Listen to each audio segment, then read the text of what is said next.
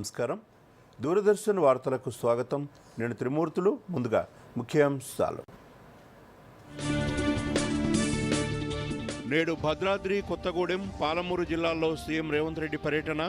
బెండాలపాడులో ఇందిరమ్మ ఇళ్లను ప్రారంభించనున్న ముఖ్యమంత్రి. మధ్యాహ్నం చంద్రుగొండలో బహిరంగ సభకు హాజరు. బీఆర్ఎస్ నుంచి ఎమ్మెల్సీ కవితను సస్పెండ్ చేసిన కేసీఆర్ పార్టీకి నష్టం కలిగించే రీతిలో వ్యవహరించడమే కారణమని ప్రకటన. సస్పెన్షన్ పై నేడు మీడియా సమావేశంలో స్పందించనున్న కవిత. బీఆర్ఎస్ అవినీతికి కవిత వ్యాఖ్యలే నిదర్శనమన్న బీజేపీ. కేసీఆర్ కుటుంబం అవినీతిలో మునిగిపోయిందంటూ కాంగ్రెస్ విమర్శలు. నేడు రేపు ఢిల్లీలో జీఎస్టీ కౌన్సిల్ సమావేశాలు. జీఎస్టీ సంస్కరణలపై కీలక నిర్ణయాలు తీసుకునే అవకాశం. 12-28% స్లాబులు రద్దు చేసే యోచనలో ప్రభుత్వం.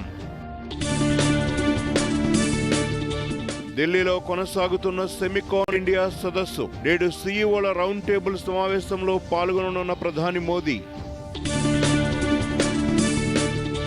నేడు విక్టరీ డేను నిర్వహించనున్న చైనా. జపాన్ పై విజయానికి 80 ఏళ్లు పూర్తయిన సందర్భంగా కార్యక్రమం. పుతిన్ సహా హాజరవుతున్న 26 దేశాల అగ్రనేతలు.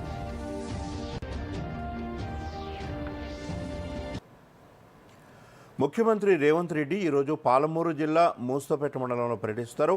వేముల గ్రామంలో ఉన్న SGD pharma India private limited సంస్థ 2వ యూనిట్ ప్రారంభానికి ముఖ్యమంత్రి రేవంత్ రెడ్డి హాజరవుతున్నారు. బేగంపేట నుంచి హెలికాప్టర్లో బయలుదేరి మధ్యాహ్నం కంపెనీ వద్దకు చేరుకుంటారు. కంపెనీలో జరిగే ఉత్పత్తులను పరిశీలించిన అనంతరం అక్కడ ఏర్పాటు చేసిన సభలో ముఖ్యమంత్రి ప్రసంగిస్తారు. అనంతరం భద్రాద్రి, కొత్తగూడెం జిల్లాలో జరిగే కార్యక్రమాల్లో ముఖ్యమంత్రి రేవంత్ రెడ్డి పాల్గొంటారు.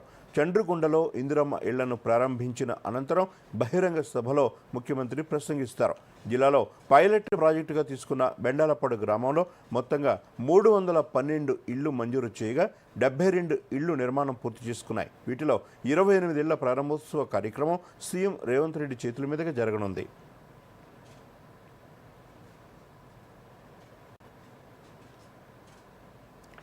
ఈ సీఎం పర్యటనపై మరింత సమాచారం మా ప్రతినిధి వరమా శివ అందిస్తారు.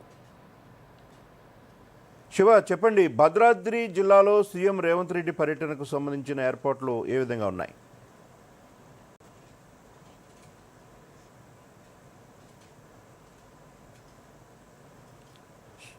శివ, భద్రాద్రి జిల్లాలో సీఎం రేవంత్ రెడ్డి పర్యటనకు సంబంధించిన వివరాలు చెప్పండి.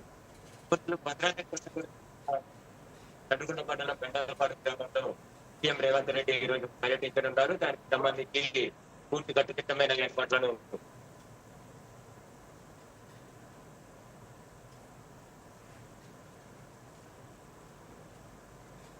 భద్రాద్రి కొత్తగూడెం జిల్లాలో సీఎం రేవంత్ రెడ్డి ఈరోజు పర్యటించనున్నారు. దీనికి సంబంధించి కట్టుదిట్టమైన ఏర్పాట్లను ఇవాళ చేశారు. సీఎం రేవంత్ రెడ్డి పర్యటన భాగంగా సోమిరెడ్డి శ్రీనివాస్ రెడ్డి, జారీ ఆదినారాయణ ఎమ్మెల్యే వీళ్ళంతా కూడా దగ్గర నుండి ఏర్పాట్లు చేస్తున్నారు. జిల్లా కలెక్టర్ ఎస్పీ పాటిల్, జిల్లా ఎస్పీ రోహిత్ రాజు వీళ్ళంతా కూడా ఈ కార్యక్రమాన్ని ఏర్పాటు సక్సెస్ చేసేందుకు పూర్తిగా కృషి చేస్తున్నారు. చండ్రుగొండ మండలం బెండాలపాడు గ్రామంలో సీఎం రేవంత్ రెడ్డి కార్యక్రమాన్ని పురస్కరించుకొని ప్రత్యేకంగా 312 ఇళ్లు శాంక్షన్ చేయగా 72 ఇళ్లు పూర్తయ్యాయి. అందులో 28 ఇళ్లను ఈ రోజు సీఎం రేవంత్ రెడ్డి ప్రారంభించనున్నారు. మధ్యాహ్నం 2:20 ఇక్కడికి చేరుకొని సుమారు 2 గంటల పాటు జిల్లాలో పర్యటించనుంటారు త్రిమూర్తులు. అదే కాకుండా ఇక్కడ దామరశాలలో ఏర్పాటు చేసిన బహిరంగ సభలో కూడా వీరు పాల్గొనున్నారు. అయితే శివ, ముఖ్యమంత్రి పర్యటనపై ఇందిరమ్మ ఇళ్ల లబ్ధిదారులు ఏమంటున్నారు?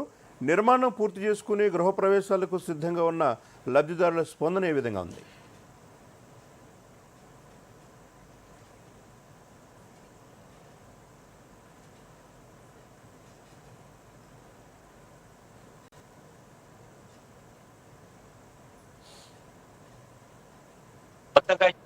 సొంత ఇంటి కళ అంటే ఇందిరమ్మ ప్రభుత్వంలో సొంత ఇంటి కళ నెరవేరిందని లబ్ధిదారులు సంతోషపడుతున్నారు. ముఖ్యంగా చాలా వరకు కూడా గవర్నమెంట్ కేటాయించిన స్థలములతో పాటు సొంత స్థలం ఉన్న వాళ్ళకు కూడా ఈ ఇందిరమ్మ ఇళ్లలో సంబంధించి నిర్మాణానికి సంబంధించి డబ్బులు ఎప్పటికప్పుడు అప్డేట్ అవడంతో వాళ్ళ నిర్మాణాలు కూడా సక్సెస్ అవుతున్నాయి. దీనికి సంబంధించి లబ్ధిదారులు కూడా చాలా సంతోషం వ్యక్తం చేస్తున్నారు. ముఖ్యంగా బెండాలపాడు మారుమూల గిరిజన ప్రాంతం, ఆదివాసులు ఎక్కువగా ఈ ప్రాంతంలో ఒక సీఎం తన ఇంటికి వచ్చి తమ ఇళ్లను ప్రారంభిస్తున్నారన్న సంతోషం వీళ్ళలో వ్యక్తమవుతుంది. త్రిమూర్తులు. Thank you Shiva. Thank you Shiva. బీఆర్ఎస్లో కీలక పరిణామాలు చోటు చేసుకుంటున్నాయి. పార్టీ నేతలపై ఇటీవల సంచలన ఆరోపణలు చేసిన మాజీ ఎంపీ ఎమ్మెల్సీ కల్వకుంట్ల కవితను పార్టీ నుంచి సస్పెండ్ చేస్తూ బీఆర్ఎస్ అధికారిక ప్రకటన విడుదల చేసింది. గత కొంతకాలంగా కవిత వ్యాఖ్యలతో పార్టీకి నష్టం కలుగుతోందని ఈ నిర్ణయం తీసుకున్నట్లు పార్టీ స్పష్టం చేసింది. కవిత ప్రవర్తిస్తున్న తీరుతెన్నులు పార్టీ వ్యతిరేక కార్యకలాపాలు నష్టం కలిగించే రీతిలో ఉన్నాయని పేర్కొంది. కవిత చర్యలను పార్టీ అధిష్టానం తీవ్రంగా పరిగణిస్తూ తక్షణమే ఆమెను పార్టీ నుంచి సస్పెండ్ చేయాలని కేసీఆర్ నిర్ణయం తీసుకున్నారని బీఆర్ఎస్ ప్రధాన కార్యదర్శి టి రవీంద్రరావు, పార్టీ క్రమశిక్షణ వ్యవహారాల కమిటీ సభ్యులు సోమ భరత్ కుమార్ కవితను సస్పెండ్ చేస్తూ విడుదల చేసిన లేఖలో పేర్కొన్నారు. కాగా బీఆర్ఎస్ రజతోత్సవ వేడుకల నుంచి కవితకు పార్టీకి మధ్య అంతరం మొదలైంది. కొద్ది రోజుల క్రితం కేసీఆర్ ప్రసంగంపై ఆమె బహిరంగ లేఖ విడుదల చేయటం, సోదరుడు పార్టీ వర్కింగ్ ప్రెసిడెంట్ కేటీఆర్ మాజీ మంత్రి జగదీష్ రెడ్డిపై వివాదాస్పద వ్యాఖ్యలు చేయటం పార్టీలో కలకలం రేపింది. ఈ క్రమంలో మొన్న అమెరికా నుంచి వచ్చిన కవిత మీడియా సమావేశం నిర్వహించి కాళేశ్వరం వ్యవహారంలో తమ బంధువులు మాజీ మంత్రి హరీష్ రావు, మాజీ ఎంపీ సంతోష్ కుమార్పై తీవ్ర ఆరోపణలు చేయటం పార్టీలో కలకలం రేపింది. ఈ పరిణామాలన్నింటినీ పరిగణలోకి తీసుకున్న పార్టీ అధినేత కేసీఆర్ ఎమ్మెల్సీ కవితను పార్టీ నుంచి సస్పెండ్ చేస్తూ నిర్ణయం తీసుకున్నారు. మరోవైపు ఈ మధ్యాహ్నం 12 గంటలకు కవిత ప్రెస్ మీట్ నిర్వహించనున్నారు. పార్టీ నుండి సస్పెన్షన్, భవిష్యత్ కార్యాచరణపై కవిత స్పందించే అవకాశం ఉంది. ఎమ్మెల్సీ కవిత విషయంలో కేసీఆర్ నిర్ణయాన్ని స్వాగతిస్తున్నామని బీఆర్ఎస్ ఎమ్మెల్యేలు పల్లా రాజేశ్వర్ రెడ్డి, వివేకానంద తదితర పార్టీ నేతలు పేర్కొన్నారు. ఈ సందర్భంగా మాజీ మంత్రి సత్యవతి రాథోడ్ తెలంగాణ భవన్లో మాట్లాడుతూ కవితను సస్పెండ్ చేయటం తీసుకున్న నిర్ణయం ముఖ్యంగా మహిళలను సంతోషపరిచిందన్నారు. 3 నెలలుగా కవిత తన తీరుతో పార్టీకి ఎంతో నష్టం కలిగించారన్నారు. కార్యకర్తల కన్నా కుటుంబ సభ్యులు ఎక్కువ కాదని కేసీఆర్ నిరూపించారని సత్యవతి రాథోడ్ అన్నారు. బీఆర్ఎస్ పార్టీ రాష్ట్ర అధ్యక్షులు మా నాయకులు కేసీఆర్ గారు ఏదైతే నిర్ణయం తీసుకున్నారో దాన్ని మేమందరం కూడా స్వాగతిస్తూ ఉన్నాం, సమర్థిస్తూ ఉన్నాం. ముఖ్యంగా మహిళలే ఎక్కువ మంది సంతోషపడుతూ ఉన్నారు. దానికి కారణాలు మీకు వివరంగా చెప్తాం. కొద్ది రోజులుగా కవిత గారు మరి చేసే అనేక విమర్శలు కావచ్చు, వారు మాట్లాడుతున్న తీరు బీఆర్ఎస్ పార్టీకి ఒక నష్టాన్ని, కార్యకర్తల మనోభావాల్ని దెబ్బతీసే విధంగా ఉండే. ఎమ్మెల్సీ కవిత సస్పెన్షన్పై బీజేపీ రాష్ట్ర అధ్యక్షుడు రామచంద్రరావు స్పందించారు. నల్గొండ జిల్లాలో మీడియాతో రామచంద్రరావు మాట్లాడుతూ కేసీఆర్ కుటుంబం తెలంగాణను దోచుకుందని, కవిత వ్యాఖ్యలు దీనికి నిదర్శనమని ఆరోపించారు. అవినీతి డబ్బు పంచుకోవటంలో తలెత్తిన గొడవల వల్లే కవిత ఆరోపణలు చేస్తారన్నారు.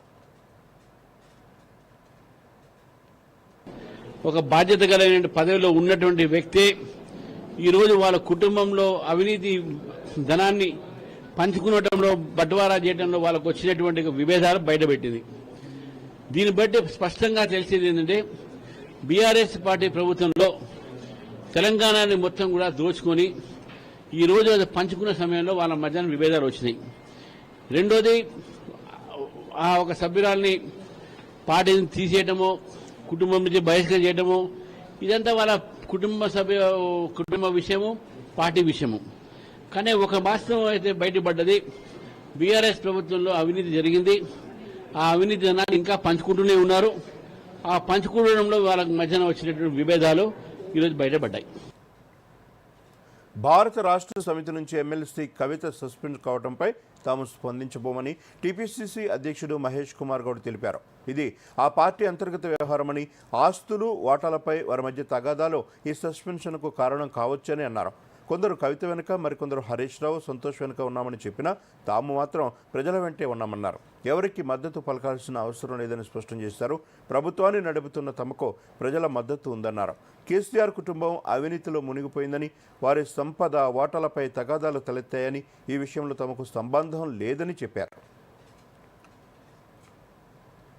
చెప్పకున్న కేసీఆర్ గారు అవినీతి కూడా బాధ్యత వహించాలందే.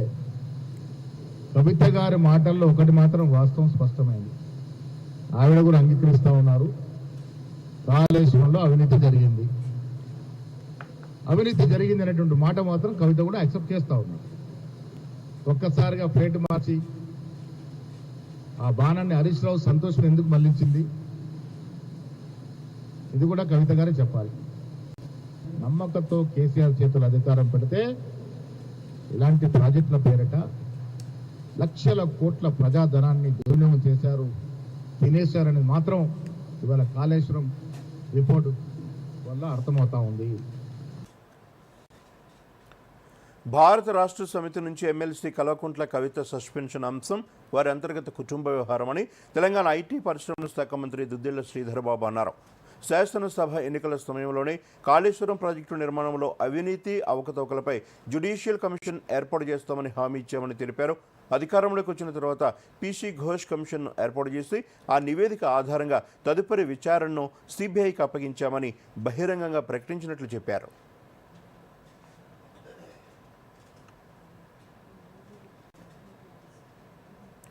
రైతుల ప్రయోజనాలను దృష్టిలో ఉంచుకుని ఎరువుల సరఫరా విషయంలో రాష్ట్ర ప్రభుత్వం అన్ని రకాల చర్యలు తీసుకుంటోందని వ్యవసాయ శాఖ మంత్రి తుమ్మల నాగేశ్వరరావు స్పష్టం చేశారు. సోమవారం ఒక్కరోజే రాష్ట్రానికి 9,000 మెట్రిక్ టన్నుల యూరియా సరఫరా కాగా నిన్న మరో 5,000 మెట్రిక్ టన్నులు చేరనున్నాయని వెల్లడించారు. వచ్చే వారం రోజుల్లో మరో 27 మెట్రిక్ టన్నుల యూరియా రాష్ట్రానికి చేరనుందని తెలిపారు. డిమాండ్కు అనుగుణంగా యూరియాను పంపిణీ చేయాలని అధికారులకు స్పష్టమైన ఆదేశాలు జారీ చేస్తామన్నారు. ఇటీవల వర్షాల కారణంగా జరిగిన పంట నష్టానికి పరిహారం చెల్లించేలా ప్రభుత్వం చర్యలు తీసుకుంటుందని మంత్రి తెలిపారు. మంచిర్యాల జిల్లా మందమరి మండలం రామకృష్ణాపూర్లో రాష్ట్ర కార్మిక ఉపాధి శిక్షణ గనుల శాఖ మంత్రి గడ్డం వివేకానంద, జిల్లా కలెక్టర్ కుమార్ దీపక్, అదనపు కలెక్టర్ పి చంద్రయ్య కలిసి 230 మంది నిరుపేదలకు ఇళ్ల పట్టాలు పంపిణీ చేశారు. మంత్రి వివేకానంద మాట్లాడుతూ 2 పడక గదుల ఇళ్లు అర్హులైన నిరుపేదలకు మాత్రమే కేటాయిస్తామన్నారు. ఇందిరమ్మ ఇండ్లు పొందని అర్హులు ఆందోళన చెందాల్సిన అవసరం లేదని, అందరికీ ఇళ్లు అందిస్తామని హామీ ఇచ్చారు. లబ్ధిదారులు 600 చదరపు అడుగుల విస్తీర్ణంలోనే ఇండ్లు నిర్మించుకోవాలని, బిల్లుల మంజూరు సులభతరం అవుతుందని సూచించారు. జిల్లాలో ఇప్పటివరకు 3,000 ఇందిరమ్మ ఇండ్లకు ఒక్కొక్కరికి ₹1,00,000 అందించామని తెలిపారు. అలాగే జిల్లాలో యూరియా అందుబాటులో ఉందని, సాగు దశకు అనుగుణంగా రైతుకు పంపిణీ చేసేందుకు చర్యలు తీసుకుంటున్నామని పేర్కొన్నారు.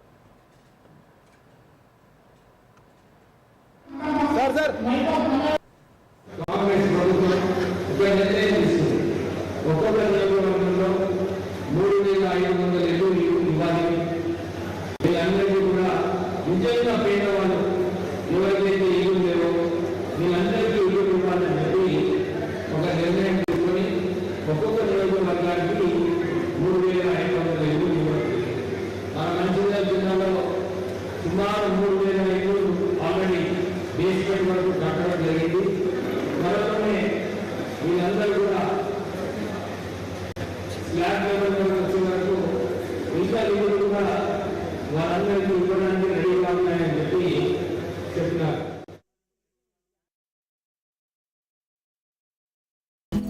పెద్ద కొడలా, ఇది నీ కోసం అమ్మా. దీనికి ఇంత తొందర వచ్చింది? అరే చిన్న కొడలా, ఇదేమో నీ కోసం.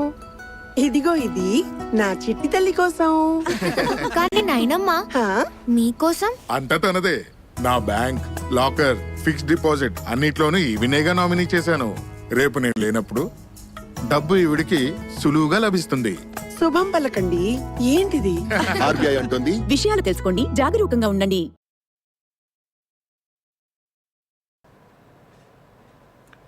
వార్తలకు తిరిగి స్వాగతం. సంగారెడ్డిలో మహబూబ్ సాగర్ చెరువును 500 కోట్ల రూపాయలతో అభివృద్ధి చేస్తామని టీజేఐఎస్సీ చైర్మన్, మాజీ ఎమ్మెల్యే జగ్గారెడ్డి ప్రకటించారు. ముఖ్యమంత్రి రేవంత్ రెడ్డి సంగారెడ్డి జిల్లా పర్యటనలో ఇచ్చిన హామీలను నెరవేర్చేందుకు అధికారులు ప్రతిపాదనలు సిద్ధం చేయాలని సూచించారు. సంగారెడ్డి కలెక్టరేట్లో కలెక్టర్, వివిధ శాఖల అధికారులతో కలిసి అభివృద్ధి కార్యక్రమాలపై సమీక్ష నిర్వహించారు. ఈ సందర్భంగా మహబూబ్ సాగర్ చెరువును కలెక్టర్తో కలిసి పరిశీలించారు. జగ్గారెడ్డి మాట్లాడుతూ నగర సమగ్రాభివృద్ధికి రాష్ట్ర ప్రభుత్వం నుంచి నిధులు విడుదల చేయించే బాధ్యత తనదని తెలిపారు. వినాయక నిమజ్జనం తర్వాత ముఖ్యమంత్రి రేవంత్ రెడ్డితో కలిసి మహబూబ్ సాగర్ అభివృద్ధికి శ్రీకారం చుట్టనున్నట్లు పేర్కొన్నారు. చెరువు సుందరీకరణతో పాటు పట్టణంలో రోడ్లు, ప్రభుత్వ భవనాల అభివృద్ధికి చర్యలు చేపడతామని చెప్పారు.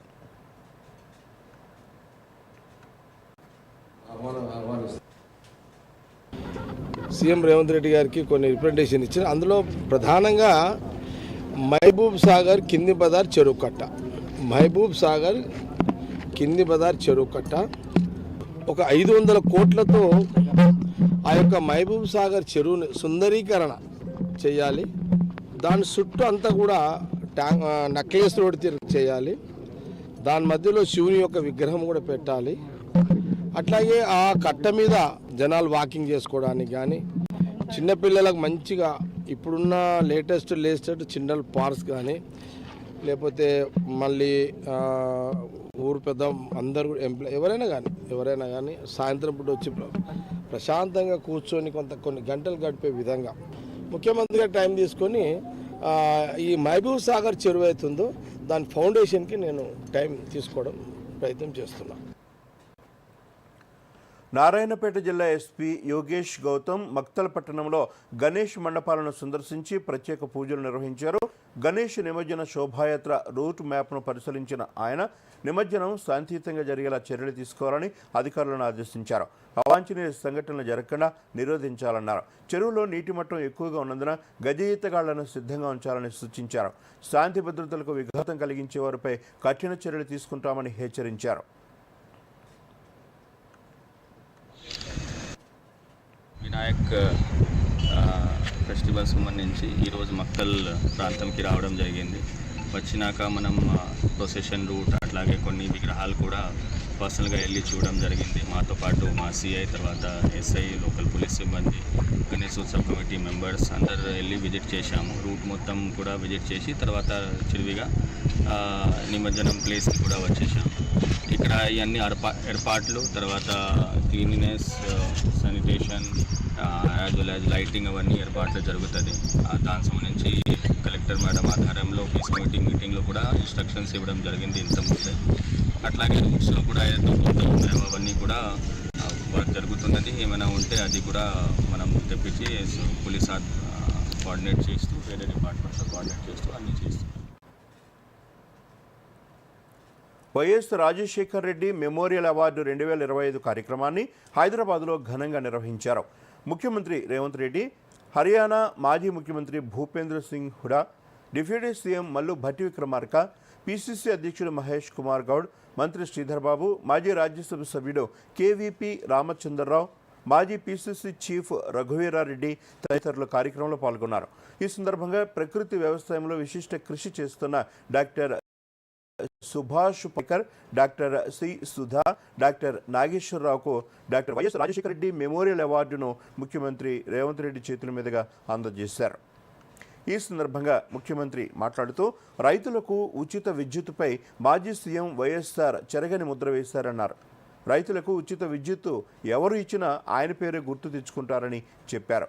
భవిష్యత్తులోనూ ఎవరూ రద్దు చేయలేని అనేక పథకాలను వైఎస్ఆర్ అమలు చేశారన్నారు. ఆరోగ్యశ్రీ, ఫీజు రియంబర్స్మెంట్ వంటి పథకాలను రద్దు చేసే ధైర్యం ఎవరికీ లేదన్నారు. ఆయన స్ఫూర్తిని ఈ ప్రభుత్వం కొనసాగిస్తోందని తెలిపారు.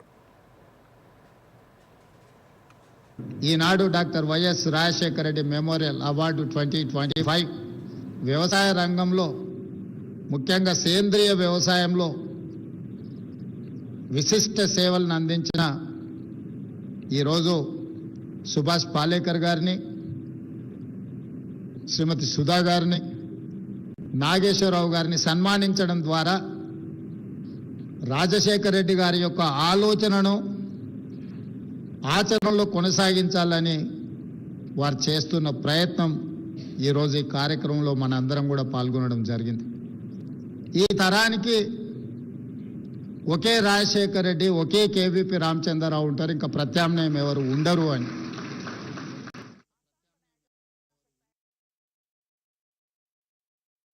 త్వరగా కానీ గురు, ప్లీజ్ త్వరగా. ఇంకో మ్యాచ్ ఏదైనా ఉందా? అలాంటిదే అనుకో గురు, బ్యాంక్ వెళ్ళాలి తాతగారిని తీసుకుని. అవును కదా, వయసు అయిపోయినప్పుడు అప్పుడప్పుడు సహాయం కావాలి మరి. కానీ బ్యాంకింగ్ కాదు. అయినా గానీ ఆర్బీఐ ఉంటుంది, సీనియర్ సిటిజన్స్ అందరికంటే ముందని. మీరు 70 ఏళ్లు నిండిన వారైనా, మీరు బ్యాంకుకి వెళ్ళలేకపోయినా బ్యాంకు మీ దగ్గరికి వస్తుంది అవసరమైన సేవలతో, అది యోగ్యమైన ధరలకి. సీనియర్ అందరికన్నా ముందు. ఆర్బీఐ అంటుంది, విషయాలు తెలుసుకోండి, జాగరూకంగా ఉండండి.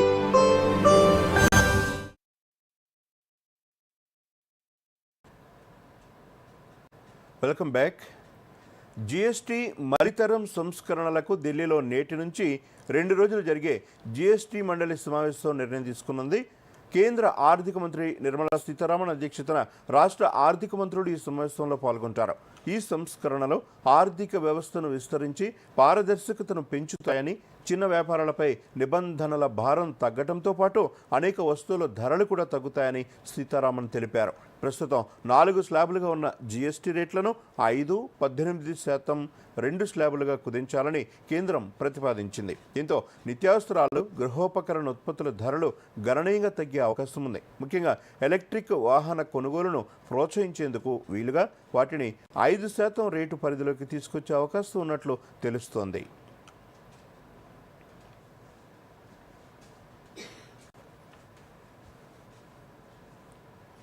ఎన్ని సవాళ్లు ఎదురైనప్పటికీ భారత్ 7.8% వృద్ధి రేటును సాధించిందని ప్రధానమంత్రి నరేంద్ర మోదీ అన్నారు. దేశ ఆర్థిక వ్యవస్థ అంచనాలను మించి రాణిస్తుందన్నారు. ఢిల్లీలో నిర్వహించిన సెమికాన్ ఇండియా 2025 సదస్సులో ప్రధానమంత్రి మాట్లాడారు. ప్రపంచ పరిస్థితుల్లో అనిశ్చితి నెలకొన్నప్పటికీ భారత్ మాత్రం స్థిరంగా అభివృద్ధి వైపు ముందడుగు వేస్తోందని వివరించారు.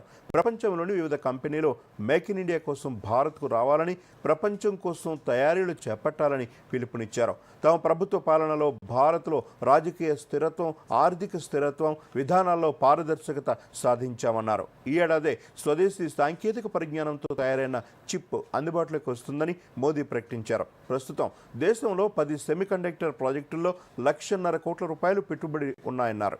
రానున్న రోజుల్లో సెమీకండక్టర్ రంగాన్ని మరింత అభివృద్ధి చేస్తామని మోదీ తెలిపారు. నేడు కూడా సెమికాన్ ఇండియా సదస్సు కొనసాగుతోంది. సదస్సులో భాగంగా ఇవాళ జరగనున్న సీఈఓల రౌండ్ టేబుల్ సమావేశంలో ప్రధానమంత్రి నరేంద్ర మోదీ పాల్గొంటారు. एक तरफ जब दुनिया भर की इकोनॉमीज में चिंताएं हैं, आर्थिक स्वार्थ से पैदा हुई चुनौतियां हैं, उस माहौल में भारत ने 7.8% की ग्रोथ हासिल करके दिखाई है. और ये ग्रोथ हर सेक्टर में है. मैन्युफैक्चरिंग, सर्विसेज, एग्रीकल्चर, कंस्ट्रक्शन, हर तरफ उत्साह नजर आ रहा है. ग्रोथ की यही दिशा है तो भारत को 3rd लार्जेस्ट इकोनॉमी बनाने की तरफ तेजी से बढ़ना पक्का हो चुका है. ఢిల్లీలో కురుస్తున్న భారీ వర్షాలకు యమునా నది ప్రమాద స్థాయిని దాటి ప్రవహిస్తుండటంతో పలు ప్రాంతాలు జలమయమయ్యాయి. యమునా నది పాత రైల్వే వంతెన వద్ద మంగళవారం సాయంత్రానికల్లా గరిష్ట ప్రమాద స్థాయి అయిన 205.33 మీటర్లు దాటి 206.03 మీటర్ల స్థాయిలో ప్రవహిస్తోంది. వరద పరిస్థితుల నేపథ్యంలో లోతట్టు ప్రాంతాల ప్రజలను సురక్షిత ప్రాంతాలకు తరలిస్తున్నారు. భారీ వర్షాల కారణంగా పలు లోతట్టు ప్రాంతాలు ఇప్పటికే జలమయమయ్యాయి. హర్యానాలోని హత్నికుండ్ బ్యారేజీ నుంచి 1,76,000 క్యూసెక్కులు, వజీరాబాద్ బ్యారేజీ నుంచి 69.21 క్యూసెక్కులు, ఓఖ్లా బ్యారేజీ నుంచి 73.619 క్యూసెక్కుల వరద వచ్చి చేరడంతో యమునా నదిలో ప్రవాహం క్రమక్రమంగా పెరుగుతున్నట్లు అధికారులు పేర్కొన్నారు. ఇళ్లలోకి నీరు చేరుతుండటంతో పడవలపై తిరుగుతూ అధికారులు నదీ తీర ప్రాంత ప్రజలకు హెచ్చరికలు జారీ చేస్తున్నారు. మరోపక్క చాలా చోట్ల రోడ్లు తెగిపోయి రవాణాకు తీవ్ర ఆటంకాలు ఎదురవుతున్నాయి. వరద పరిస్థితిని దృష్టిలో ఉంచుకుని యమునా నదిపై వంతెన నుంచి రాకపోకలను నిలిపివేస్తున్నట్లు అధికారులు ప్రకటించారు. దేశ ఆర్థిక వృద్ధిలో బ్యాంకింగ్ రంగం కీలక పాత్ర పోషిస్తోందని రాష్ట్రపతి ద్రౌపది ముర్ము అన్నారు. చెన్నైలో జరిగిన సిటీ యూనియన్ బ్యాంక్ 120 సంవత్సరాల వేడుకలో రాష్ట్రపతి పాల్గొన్నారు. ఈ సందర్భంగా మాట్లాడుతూ అభివృద్ధి చెందిన భారతదేశాన్ని రూపొందించడంలో బ్యాంకులు క్రియాశీల భాగస్వాములుగా మారాలన్నారు. ఎంఎస్ఎంఈల వృద్ధిని ఇంజన్లుగా మార్చడంలో బ్యాంకులు ముఖ్యమైన పాత్ర పోషిస్తాయని తెలిపారు. ఆర్థిక సేవల రంగంలో పురోగతి ఉన్నప్పటికీ డిజిటల్ అక్షరాస్యత, ఇంటర్నెట్ యాక్సెస్, ఆర్థిక అవగాహన పరంగా అనేక సవాళ్లు ఉన్నప్పటికీ ఎదుర్కొంటున్నామని రాష్ట్రపతి అన్నారు. భారత ఆర్థిక వ్యవస్థ ప్రపంచంలో వేగంగా అభివృద్ధి చెందుతున్న పెద్ద ఆర్థిక వ్యవస్థల్లో ఒకటని, బ్యాంకింగ్ పరిశ్రమ దాని వృద్ధి కథలో కీలక పాత్ర పోషిస్తోందని అన్నారు. 56 కోట్ల జన్ధన్ ఖాతాలను బ్యాంకుల ద్వారా సృష్టించామన్నారు. మధ్యవర్తుల ప్రమేయం లేకుండా నేరుగా అర్హులకు ప్రభుత్వ పథకాల ప్రయోజనాలను బ్యాంకుల ద్వారా చేరవేయటం అభినందనీయమన్నారు. రైతులు, చిన్న తరహా పరిశ్రమలకు అవసరమైన రుణాలను నేరుగా రైతులకు అందించగలుగుతున్నామన్నారు. అయితే డిజిటల్ బ్యాంకింగ్లో ఉన్న ప్రమాదాల గురించి ప్రజలు కూడా తెలుసుకోవాల్సిన అవసరం ఉందని రాష్ట్రపతి అన్నారు. In a developing country like India, a large population still lives in rural and semi-urban areas with limited access to formal banking. I am happy to note that City Union Bank has made remarkable progress in the field of financial inclusion. I have been told that out of its total network of branches across the country, over 50% of branches are in the rural and semi-urban areas. The Government of India has launched several key initiatives to boost financial inclusion. The Pradhan Mantri Jan Dhan Yojana enabled opening of over 56 crore zero balance bank accounts. I also congratulate the entire team of the bank for promoting various government schemes and contributing in achieving inclusive growth. 3 రోజుల భారత పర్యటన నేపథ్యంలో Singapore ప్రధానమంత్రి Lawrence Wong నిన్న రాత్రి ఢిల్లీకి చేరుకున్నారు.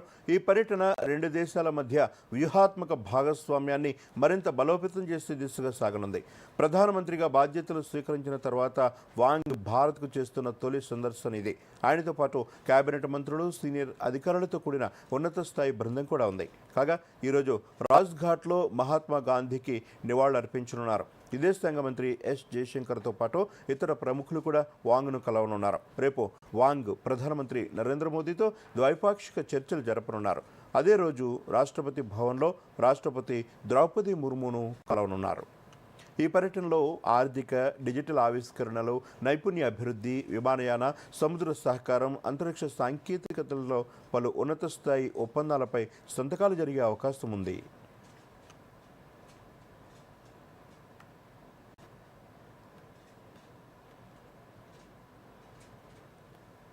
రాష్ట్ర వ్యాప్తంగా 3 రోజుల పాటు భారీ వర్షాలు కురుస్తాయని హైదరాబాద్ వాతావరణ కేంద్రం తెలియజేసింది. వాయువ్య బంగాళాఖాతంలో ఏర్పడిన అల్పపీడనం ప్రభావంతో ఆదిలాబాద్, కొత్తగూడెం, హన్మకొండ, జనగాం, జయశంకర్, భూపాలపల్లి, కామారెడ్డి, ఖమ్మం, ఆసిఫాబాద్, మహబూబ్ నగర్, మంచిర్యాల, మెదక్, ములుగు, నిర్మల్, నిజామాబాద్, పెద్దపల్లి, సంగారెడ్డి, వరంగల్, వికారాబాద్ జిల్లాల్లో అక్కడక్కడ భారీ వర్షాలు కురిసే అవకాశం ఉందని తెలిపింది. పలు ప్రాంతాల్లో ఉరుములు, మెరుపులు, ఈదురుగాలులతో కూడిన వర్షాలు కురిసే అవకాశాలున్నాయని వాతావరణ కేంద్రం తెలియజేసింది. ఇక మరోమారు ముఖ్యాంశాలతో వార్తలు ముగిద్దాం.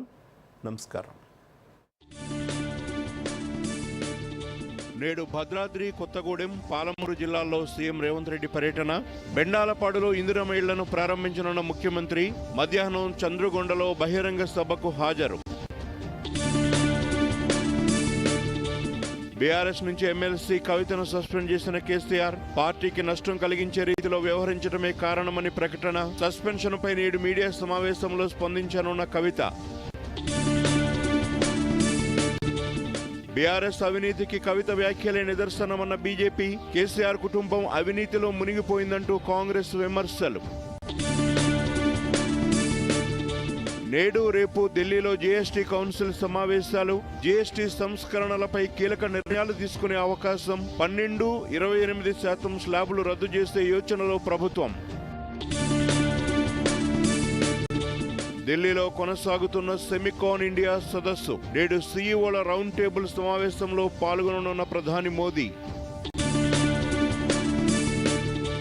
నేడు విక్టరీ డేను నిర్వహించనున్న చైనా. జపాన్పై విజయానికి 80 ఏళ్లు పూర్తయిన సందర్భంగా కార్యక్రమం. పుతిన్ సహా హాజరవుతున్న 26 దేశాల అగ్రనేతలు. దూరదర్శన్ యాదగిరి వార్తలను ఇప్పుడు సోషల్ మీడియాలో కూడా చూడొచ్చు. యూట్యూబ్ అయితే డిడి న్యూస్ తెలంగాణ, ఎక్స్ వేదికగా అయితే DD news Telangana @DD Yadagiri news, Facebook అయితే డిడి న్యూస్ తెలంగాణలో చూసి సబ్స్క్రైబ్ చేసి లైక్ చేయండి, షేర్ చేయండి.